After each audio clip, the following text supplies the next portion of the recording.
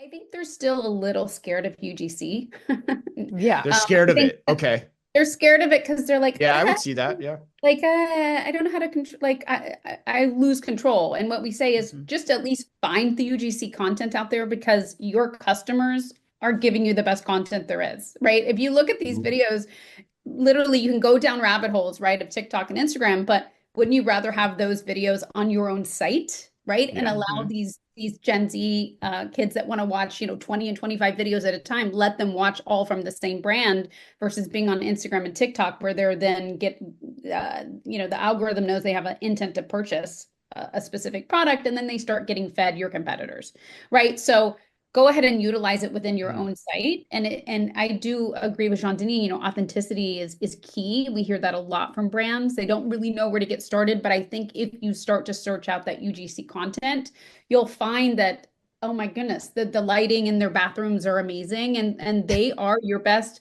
they're your customers, they're purchasing your products. Why wouldn't you want to utilize it? So I do find that we have to talk to some of these bigger name companies about like UGC is okay. Like people want to see UGC content, but they're just a lot of them have been, in the space for a long time and they're a little afraid of it. And that's okay. I think it's okay to And be a little. Christy, what? So are they? What are they actually afraid of? I'm curious. I've never talked about this. So like, are they afraid of like the lighting not being right? Are they afraid the content's gonna be presented in the wrong way? All of the above? All Like, of what the is it? above. All of the Okay. above. They're just afraid that like somebody in the brand is going to say, why do we have that one particular person, right? Whereas if you just have a plethora of people, all colors, all shapes, all sizes, all ages, right? Like I'm in my 50s. I want to see UGC content of women in their 50s and 60s.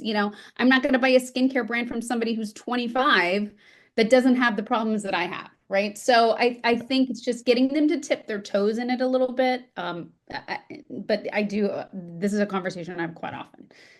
And Jean Denis, I saw you shaking your head Yes. vociferously as I asked her that question. So I know you want to Yeah. jump in here, but like, what, It's what, it's it's a what's your take? What have you seen work, or how do you combat that?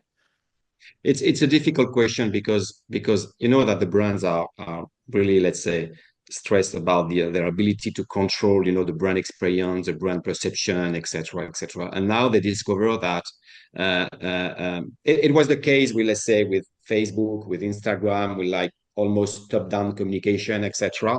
But now they discover that the Gen Z and spend their life on TikTok, and TikTok um, became the most important touch point within the consumer journey for aspirational inspiration and even then purchasing consideration. But then they are lost because consumers are speaking between them, about the brand.